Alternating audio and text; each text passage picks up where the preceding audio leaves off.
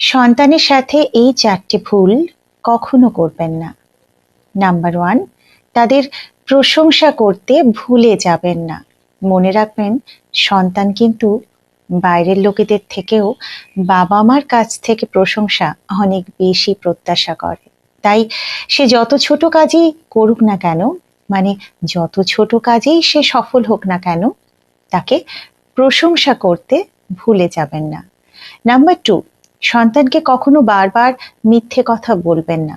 আপনি যত তাকে মিথ্যে কথা বলবেন, সেই মিথ্যে কথা তার জীবনেও গভীর প্রভাব ফেলবে। সেও কিন্তু আপনাকেই একদিন মিথ্যে দিয়ে ভরিয়ে দেবে।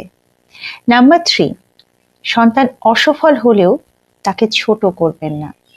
এটা তার মনে অনেক বেশি আঘাত দেয়।